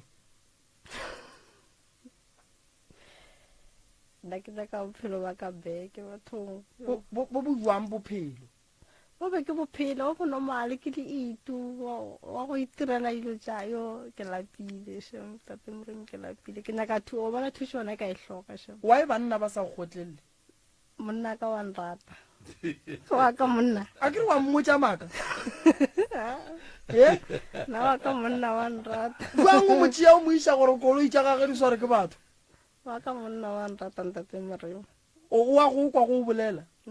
Wa go kwa go bolela. wa nrata wa ka monna o ka yena go nubale o robetse le ngwanaka ikwa o ra gore ge re ka motopa go nubale ka mogala a ka re botša ka mokgwa leng happy ka gona mo go wena yena o happy nete no stressa ka mathata ke leng ka sa ke mathata ne ba tlo go thuša ngwana gešo ba tlo go thuša Mara itu o nkompotše mo. Wa le ka mokgwa monna wa go ratang go bo tepolaya bo re a šalele ma. lena ka mosotla wa swana mosoko wa sotlega wa itse go bo dutse le batho ba go ratang gausi o dira dilo tša go se tšee gabotse gore go bohloko jwa and then ngwaga le ngwaga batho ba lela ka wena Jwale o kompotše mo itu. E jwang tena se o inwele ka mo teng. ai chu Ye? ai chu Eh. e no chu mama kae o mo llemeng o feditse beke a kokoroga a lla ka magetle o ne maka e o swele e motšhomeng le bjale ge re tloga ke mo file phana mo o lla ka hlogo a se fela ke tenase sese o nwa jwala ya ke ana occasional wa kgoga a o kgoge Mo fe metsi mo gane wa ya oma ka moganong o kgoganya ope ke wena tenase tena sa ke re o nole dilo tša go nwa ke dikoloi. a sa kgone go ja gabotse ke bolela nnete a sa kgone go ja gabotse jale nkebe le boletse re lata kua papa re fete re mo rekela tša go ja mos awa ke re a dijo o no hlonka go apala a ke re ntwele e swana le mampuru kana mampuru ke eng papa jala jo bong jala jwa kgale Okay. re bona bagala ka mantago go tša bo šomile mogolo o palela ke go metse o jale sena se mogadikile megono ke nagana gore mogadikile jale tša go ja di kgone go feta gabotse Oh, shame. Malome ka kapa Prof. wa bona tabeng tša o sesio go ne le mathata a mantši mo go ne mathata a mantši kudu mo nkono re košanyaneng nyane mo ke nyakang ke re le ke go lokiša se seng se sennyane mo ke nyaka go no founela o mongwe ke ko gore a ka Re a leboga Prof. Dithapo ke tšeo ka fo. ya se se šuena mo man ke nyaka go kwešiša taba ya gage pele re tlo tšea molwetši re mo admita ka kua gae gore ge taba e le so santše re fetse jwang ka yona nko no mmeela yona gannyane malome ka kapa mokgekolo ka mo gore taba tša sese di tsamaile jwang Re a leboga kgaitsedi ya ka re a go amogela lenaneo la pitšentše kgolo ebile re go dumediša bošegong ba lekgono ke na le professor Moremi ka fa re na le molwetši o e le gore ke tlo nommitša molwetši ka gore ge o mo lebeletše le go mo theeleditše o kwagala e le gore ke motho le go fiša jwale ke motho o e leng gore o tsene ka gare ga dikoloto tše dintšhi tše kgolo tše e leng gore di a mo imela o palela ko go di patela jwale o lekile go commita suicide so ge ntwe a enweleng ba re o nwele thenase ge ba mo iša sepetlele ko sepetlele ba mmileditše batho ba go bereka ka monagano and then ge a fetša ba mo lokolola ka letšatši le le-1 so ge re mmutša gore na ba mo lokolotse ka fase ga mabaka a mafe o re ba ile ge ba mo tšheka tlhaloganyo ba no mmutša putšoete ya gore o tseba phapano magareng ga marega le selemo na so a tlhalosa gore o a ditseba ebile di fapana jwang and then ba mo lokolola mola e le gore o na le ngwana wa 1 month o e leng gore o be a tlo motlogela ge nkebe ntola e mmolae lebaka la gore a commite suicide o re ke dutse kgauswe le batho ba ke ba ratang mara ka fase ga mathata a ka ke a ba bona gore ke a ba tlaiša batho ba ba tlaišega jwale go ka gona gore ke tetšele bophelo ke tloge mo kgauswe le bona mo go ya ka maitemogelo a mmereko wa lena ka mokgo le berekago le batho ka gona ba go fapafapana le itemogela gore mathata a sese e ka be e le eng Date ka kapalike. a re gona rale Yeah. Okay, so obviously Dr. Refilo, okay. Date ka kapa ya lutla story sa sesi. So Khanchi, what happened? Ge molwetse atla in that situation. Like according to Molao wa rona, we are not allowed to discharge molwetse or parasuicide because we take it as it was parasuicide. For like o mo kotsing e leng gore if a ka re a fitlha ko sepetlele then ra mo discharge immediately a ka kry-a a fitlha ko gae and then a pele ka ntho e leng gore o ne a intenda go e etsa. So what we usually do is we admit them, we keep them for at least for 24 hours to observe them, to see who like in trail by because some of them you find that it was attempted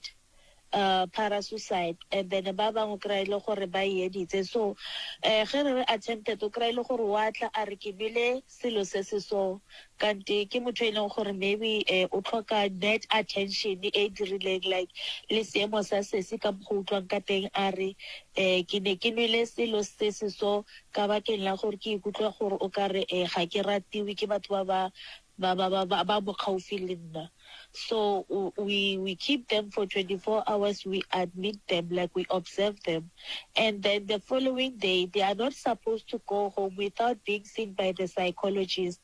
So we refer them to the psychologist, and then the psychologist, they will explore more on the ways on how they can help her further, like maybe go deal with the problems tse e leng gore o faceana le tsona. So psychologist will just be there to support and guide a mo fa maele a gore situation how le mo, so you can do this as an alternate rather than taking your life, because gona no wa bolela gore ke na le ngwana wa 1 month. you take your life, and then who's going to be looking after one or how? You understand? So if a patient, like usually it will depend on like for a patient here now after having the session, first session with the psychologist. Sometimes others, they just discharge them because of the psychologist has noticed to say, like, maybe this person was doing this thing in a manner of seeking attention. But there are those that do it like, serious. So going further with the psychologist, because just to find out and hear what could your problem be. And then later on, if the psychologist noticed no, this patient in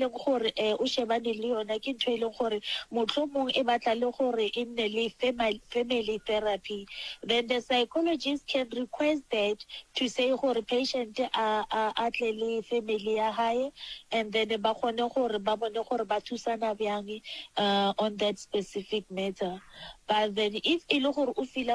no, after this session, then I would just tell the patient or do you still want more session? Then the psychologist can give more session. Okay, you can come after 2 weeks, you can come after when. So that is what basically we do right now when a patient comes in that situation. Well,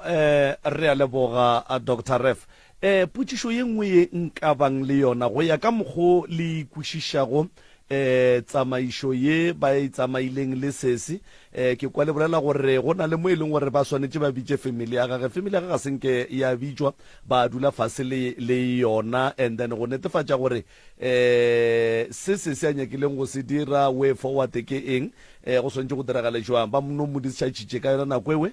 ba founela papa gore papa a tle a motšee. So now se re nyakang go se kwešiša re le pitšeng tše kgolo le office ya Professor Moremi ke gore sesi o swanetše a boele spetlele go meeta le di-therapist, ore sesi o loketšwe gore a ka no tšea ke batlo tša ba roka and then ba ya go mekamekana le yena. Ntate kapa a ke utlwa gore ba re ba tlhaba le kokae, ne kopa o botsa gore ba tlhaba le kokae? Spetlele ke mametla ke bona ba dula skimming. Kana skimming society efe? Pitiskrala, Maduba, Lofontaine ya Digwale, yes. Oh, Lofontaine ya Digwale. Okay, ntate kapa e tla dependa ka gore molwetsi yena like seemo se e leng gore o mo sona gone yanong keng. But then my advice is going to be to say, le ge a tlile ka mo hae, ka ditlo tsa baroka, we can assist that. But then I will prefer to say, a gone gore re mo refere, because a ka seno ya ko spetlele fela a sa referiwa for a psychologist. Oh, yeah. So I'll advise the patient to say, on Fridays, ke berekela ko tleliniking ya Almansdrift C. Yes. So that patient can please go clinic in Almansdrift on Friday, this Friday. Then I will write a referral letter for her to see the psychologist, because the clinic they don't have psychologists. So I'm gonna refer her to hospital rather than for then go clinic in Rona referral to psychologist. Yeah. I will myself do that. She can come or Almansdrift C clinic, or I get for the prof mo di tlo nna eng. But if elogoro o ya ka gae, then I will live with her in the morning. Then ka ya lena Almansdrift, then ka gona gore ke mirele referral to the hospital if it's okay with her, gore a gone bona ke di psychologist ko sepetlele sa rona. Dr. Ref a re leboga a re tšwela pele gannyane nna ke be ke gopola gore re se ke ra kwa ka yena gore o prefera eng jwale ka ge e le ngwana wa tlhokang thušo, rena re mmotse gore go tloga gone jwale re ya go gata magato a mafe, because if o mo lebelela go ya ka nna tlhaloganyo ya gage e disturbed lebaka la gore ke re e disturbed motho o ka gare ga mathata o kolota batho tšhelete tše di ka lekana bo ma 30,000 e fela ge a di tlhalosa yena o di tlhalosa like a joke ke motho e leng gore she's smiling wa sega ga bone bothata felo ene e thoma go ntšhoša mo e leng gore ge re be re bogela di-TV moroka o bona baruti ba le ba rapelela batho ba ba fayara ba ba dira eng bo no bona motho a lebeletše moruti a no sega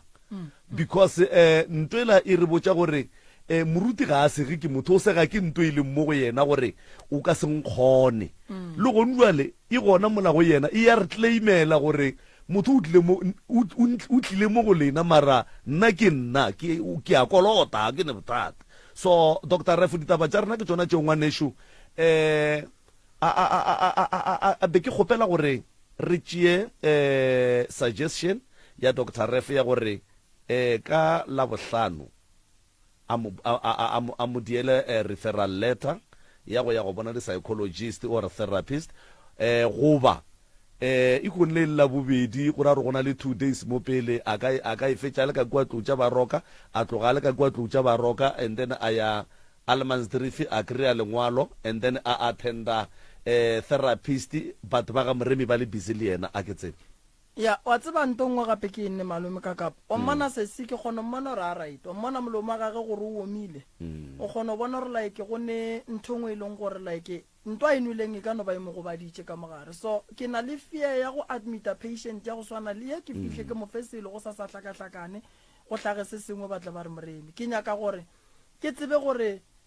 treatment e leng gore ba mo file ona ke eng ene o e nwa jwang ene e tsamaelana le malwetse a mafe a gone se sengwe se se go betšeng mo go yenana cause ba re ga papa gore ga a je gabotse ene o mmona gore ka moganong o ba drown now and then kore o no phela kore wa oma ke re sesi so go bohloko kae ka morago ga gore o ne ntwele kae ka mo le tlhogo e go tlatšišitše e go berekile mala e dirileng e ne go sokile ka mo maleng a ya nsoka awa papa o re o be o se gabotse ke dipeine ka mo morago a ya nsoka o nwele e ka kang a ka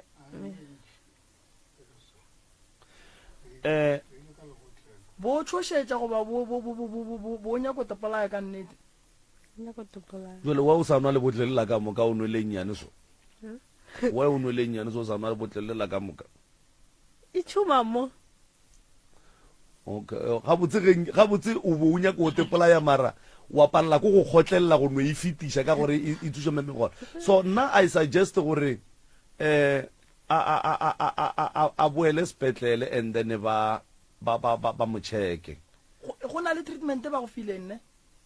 a ba go fa selo mmelekenyana a senke o nonwa meleke ko nwele gae gae sepetlele a ba go fa selo total e nobele drip Dr. Ref tate kakapa re kgopela gore suggestion ya gago ya go mo refera e be ntwa mathomo then ga e ya ga moremi a ye ga moremi e le gore o tswa go bona ke di-doctor pele ya nna nto nka e diranne for no nka mofa dilo tša go hlapa tša go tloša se a sepela le sona but not tša go nwa and then bona ba tla take over ba bona gore ba bereka jwang ka lebaka la re ke duma gore ka kua ba cheke ba bona gore go diragalang a ka seno dilo tša go swana le tša sefewise a ke tsebe gore ba cheke damage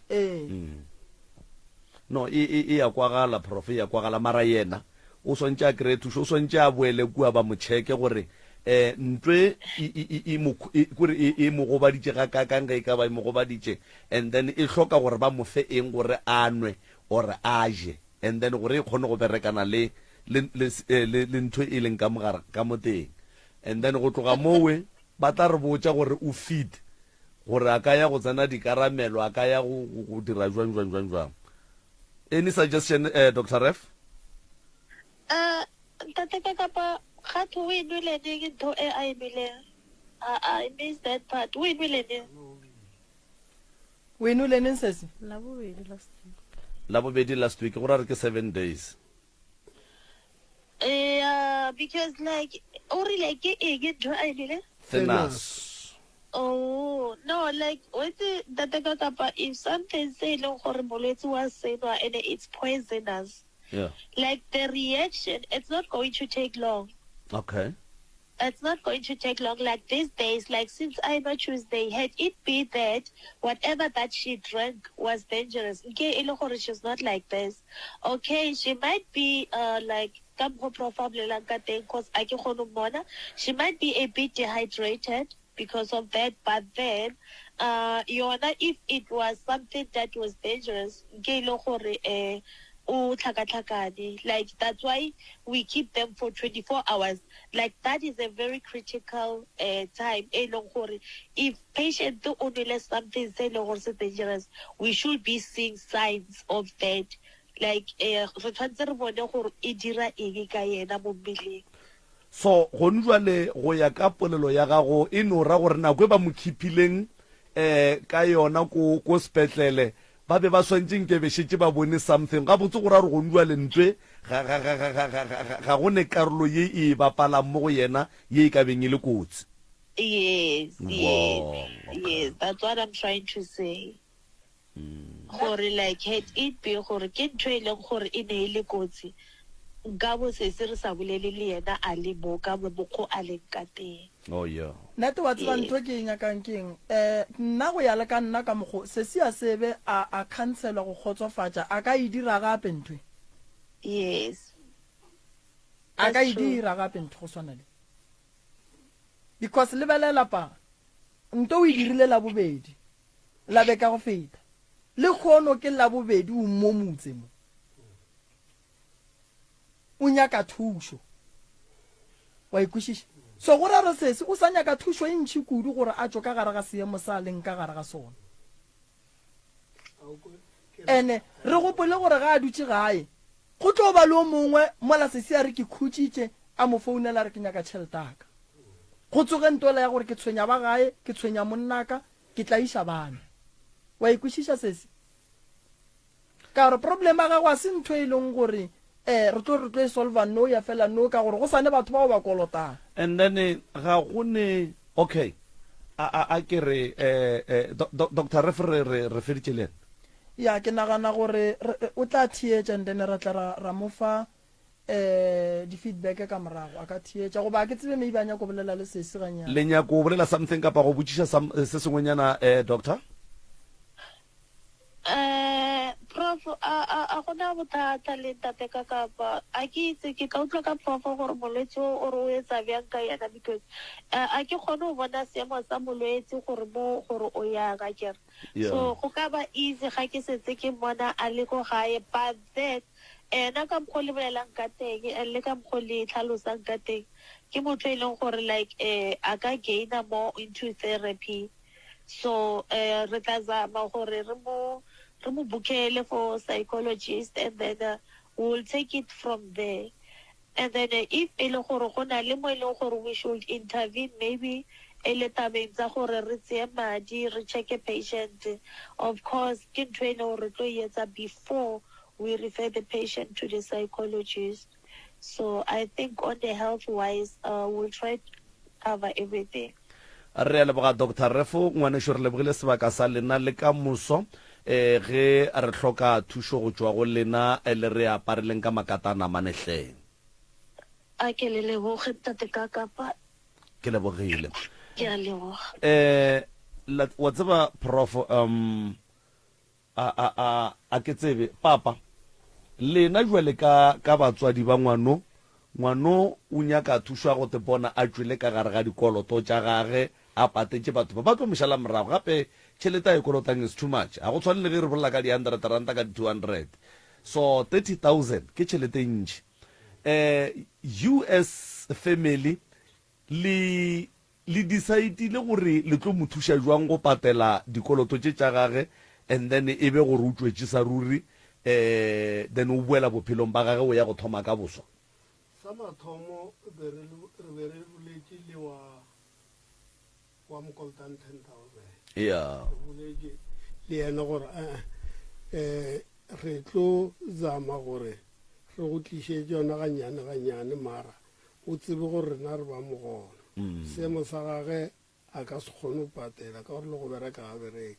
o dumedi and-e seo se ra gore re tlo mpatela ga nnyane ka yona e ya mogolo ka gore le rena re ne tšhelete jala ka ge ke tlhalositše kere ge ke re ko go hlola ka kua sefaneng ke kry-a o tetopetse le yona e la lebeng le winne dipela yela ya mmerekong o itopile sepeng wa tsena malome ka kapa be ke duma re direng sese ke tlo go thuša ene o thušega kere ke tlo go thuša ene o thušega re tlo go alafa re tlo bona re bereka jwang and then re tle re boneng gore re ka bereka jwang ka taba ya batho bao ba kolotang a kere a go tsene ba thieletše malome ka kapa re kwa gore re ka kwa maele a majwang go tswa kua gae for tabeng ya go tloša leswiswi tokolosi dilo tše e leng gore ba berekiša sesi ka taba tšhelete go swana le di-illuminati re tlo bona re bereka jwang ka yena gore lo tšeo di tloge mo go yena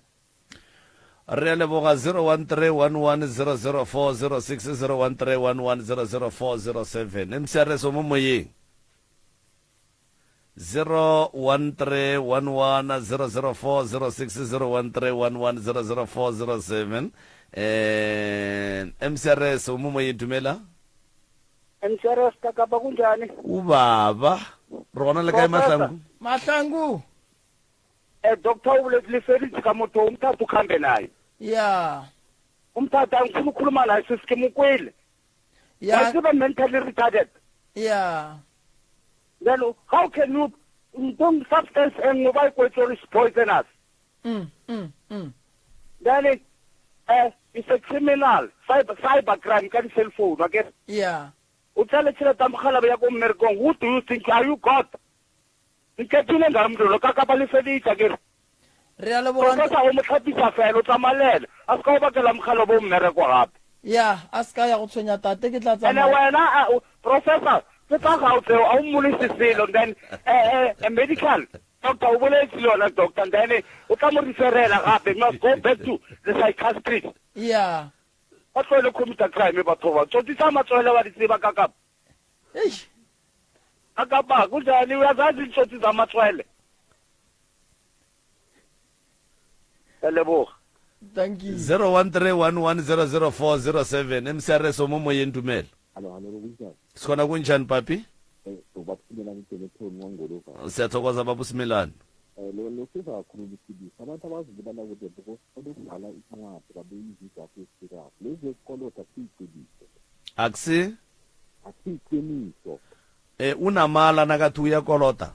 khona into esihlaza abantu abazibulelako nama-fact aserious abawabhalayo is either uza kwalomntwana size ngendlela kasi-right is either urejiwe khona lapha umzwile ubaba nakathi bahlangene na omunye omkolota 10,000 bazwana bonyana bazambhatala njani umzwile ya ngizwile but ikinto zesikoloto kakapa siyinkinga ngisho ukolotawo belibala ibhadala cash ibhadala in-account wanjanancane izisele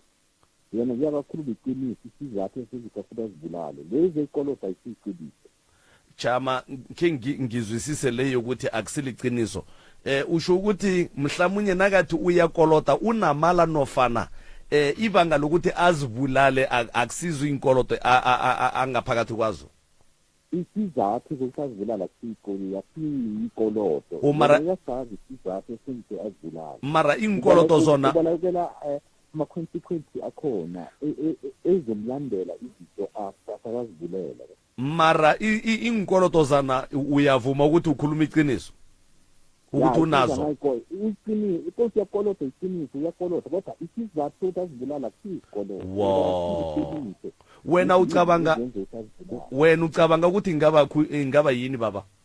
number 1 umuntu ozibulalako kunokulahleka ahambe ekhaya angazivi ukuthi kuphi amalanganyana so afuna angathola angabe lokhu kuye kwenza ukuthi alahleke ingaba isizathu ukuthi azibulale noma angabe akalahleki asiyikoloto wow siyathokoza mcrs omomoye mayoki utimedisese mayoki ka motho mayoki yeah okay mayoki what a beautiful girl yeah o mo lebeletse mo screening mo o na bona gore Satan o bapala ka bana ba batho. So a ke leboe papa ne thekgo ye a e fa ngwana le ha mo senyeditse. Yeah.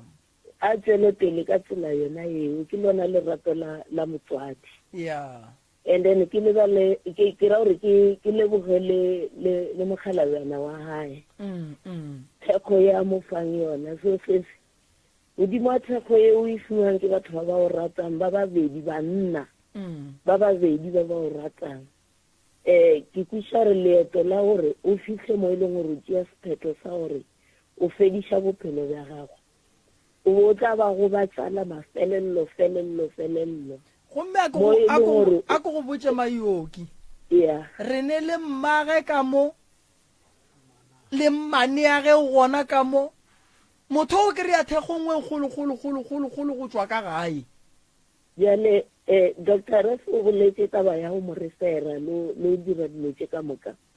So nna pilisi ye ke mo fang yona go tloa ka mo stationeng ke gore a te thege ka lerato le a le khumanang ka gae ebile le a le khumaneng ka mo stationeng thego ye le gore re eme ka maoto ka moka wona le nko ke rapela ke mo rapedisha gore modimo ntho e ka ba e tshwereng ano e fa matla ba tloitsa ba roka gomme ba e foloshe ka baka la re a se go normal ntho ya e dira o ke ema le mantšwa a Mayoki a hare ba mo nameditse tšhelete ena le spirit se e leng gore a se a loka especially ge batho ba dila ka tšhelete ba mo nameditse. So re ka mo rapediša thušo o tlo e khumana a lebelele lerato leo ko mo botse ka kudu a tshwanelwa ke le wa mmakatša gore o ne o nyaka go no swanela ke go khupetšwa ga botse go gopotšiwa monna. Ya lebo thank you Mayoki. Mroka e re phape yeah ge o fetša o ba fe di-phone number o ba botse le gore ka kua tlou tša baroka weekende le ba swaretse eng. yeah a ke leboge sesi a ke go botse ntle le dikoloto o ne bophelo ba gago ntle le diphoso o ne bophelo ba gago a go ne motho mo lefaseng a sa rieng phoso a go ne motho mo lefaseng a sa phošetšego batswadi ba gage fela diphoso tša gago a di lokišege ka lebaka la gore wena o lekile go tepelaya modimo o ganne mara ka seo se riang o ka bolaya tatago le mmago le mmane yago o bapadile ka mahlatsi a mantši badimo ba go fileng ngwana a tšhelete bophelong ba gago o sa le o monnyane a se bo a dira selo o sa ne le ngwana o monnyane šule wa sa kgoneng go te hlapiša a sa kgoneng go te phetola a sa kgoneng go te tsoša a sa kgoneng go bolela e le go gore ko wena santseng o tlo mo rute dilo tše ka makana ga tšona go tepela ya se solution ge o ka re o le ka molagare ga molete o la o monnyane o bolokilwe ba feditše re phatlalla moruti a tšea mogau wa thoma go gopola gore nto o e dirileng o dirile phoso o tlo tsoga bua mo bophelong o se ka tsoga wa dira phoso ye e leng gore o tlo re ge ke re ke nyaka go ilokiša ya palela ko go lokišega ke ba bantši kudu ba tepelaileng ge moruti ga a fetša go tšea mogau a ra re sepeleng re ye ka gae batho ba llile bala ba khomotse ba ya ka gae ba go tlogela o nnoši ka molabolala ba go thoma go gopola gore ye ke e dirileng ke phoso ya go se lokišege o ne phoso ya dikoloto gone bale ye ke phoso ya go lokišega ema go yona e ntane ye ya gore o tlo tepelaya e tšea mantšwa o a latlhele kgole dula fase le batho ba ba kolotang o ba botse gore ke nyako le patela go nubala ga ke ne selo and then o tle go rena re go tloshe ntwe e go riang gore o tsamo o kgopela dikoloto ene e rie le batho re ba dumele leleme la gago ga e bela nnete ngwanešo se senyetse batswadi ba gago se re tate ga wena wa phušula monna wa gago ke basadi ba bantši kudu ba nyakang banna ka montle ge o mo tlaiša ka tsela ye o bona gore wena o wa go rata tla makala tšatši le leng a go tlogela se mo kwiše bohloko tšeo mo tlaišang ba gabo ba di bona a ba di thabele o nkwela ke ke bona o ka re gore o loke re swanetše o be gausi le rena o swanetše o be gausi le rena ke nyaka gore di psychology tša kua sepetlele go šala o di kire o bo thomile ka tšela di leng ka molagae nke ba bolele le wena ba go hlapiša ba go tloša dilo tšeo sepelang le tšona lapa la papa go gala loka le ne mathata le tshwenya monga lona e le go tate le tshwenya le wena ngwana ntwe le phela le yona ka kua gae that's why e ba le matla go le botša gore wena tepelai ge wena o ya mmerekong e šala e tshwenya tate e bajuša tate ntwe e sepela le wena le tate a e nyake go bona le kgaogana fela go ne molato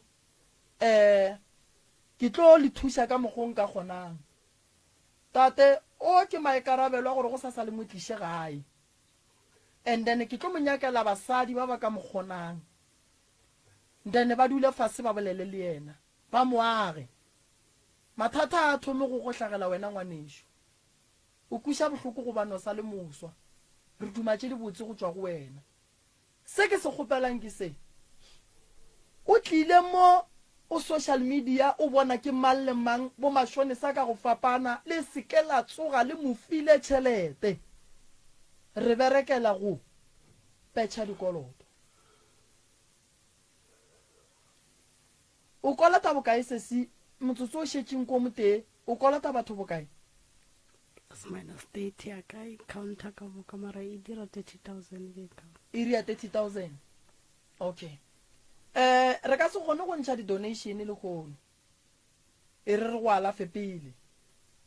a re alafe wena pele re bone gore wena o loka buang ba le re tlatso re boletše le bona magagešo go sasa ga moremi re phetha ditaelo re a futha re a hlapa ba ba nyakang gore ba tla ba thegiwe mebele re a thega ba ba nyakang go thega dikoloi re a thega metse re a thega go sasa ke tšatši la go bereka tsogela mfurugo letle le kry-e nthušo ka kua gae ke šoma le mmakola le ba bangwe fela kudu ge ke se gona ke berekela ke mmakola ke tlabe ke le gona go sasa tsogela mfurugo magagešo ga re tsebetša mosagare gore di tla re swarela eng ke tle ke kgone go bona gore ke le thuša jwang difounu tša ga moremi ke 071 398 1508 goba o ka founela a ke bušeletšetše gape 071 398 1508 goba o ka founela 060 959 0303 060 959 0303 o ka ya ka kua letlakale la rena la Facebook o no re DR Moremi wa re followa wa latela tše ka moka tše re di dirang wa bona wa ithuta tše dintšhi wa be wa lemoša le ba ba leng kgole le gausu ba kgona go tseba ka tše ntšhi tše e leng gore di a riega mo bophelong tlakala la rena le swere thuto le swere maele le swere dikgothatso le ya ga bophelo le nyaka go bona batho ba loka tate ke go lebogile kudu modimo wa lešoko a go lebelele ka leihlo le le botse ba e leng gore magagešo ba nyaka go tla megong ba palelwa ba ka founelang tate the reverend malefo go 072 133 6761 072 133 6761 ke lebogile kudu malome ka kapa batheeletše ba motse community radio station ka dikgokaganyong tša leago didata tša lena tše le di šomišang ka mehla le ka matšatši re a leboga magagešo ka kgopelo hle le ska fela le lebala gore voutela kua go mehlabohlangene le yela ya radio ye ya go godiša lenanego le le seke la lebala the crew ka moka ke a leboga Mr Malapela o berekile mmereko mogolo mmogo le bašomi mmogo le wena re lebogile thata ba lika moka ba batlileng ke a leboga malome ka kana ka kua mohlabo o hlangene ba vouta ka eng ke ne nneta gore Mr Malapela o tlo ba emola paging o tlo ba botsa gore ba bereke jwang le noa mola paging ya DR Moremi le tlo e bona ka go ba le di live and then le tlo bona gore e bereka jwang re tlo le rielela mohlabo hlangene re be re boe re le riele le ye ya mo mutse re a gopela magago shutha kwa lena voutu tša lena di bohlokwa kudu ke a leboga re a leboga ge o voutela lena go lapitšentše kgolo o re 03 mutse FM ke moka wa romela go 33453 03 mutse FM wa romela go 33453 ke moka le tla e bona lena go lapitšentše kgolo le tla kry-a mogopo wa tlagae ke moka ra fitla ra o keteka go tšwa gona ke le morwa motšha maubane ke lebogile tsebe ya gago go 96.3 FM ke lebogile leihlo la gago ka mola go ka kapa maubane le Dr Moremi ba www.msrs.co.za re lebogile magagišo go tšwa go nna ke le morwa motšha maubane ke tšwele twede eluba bunqotshile ngoni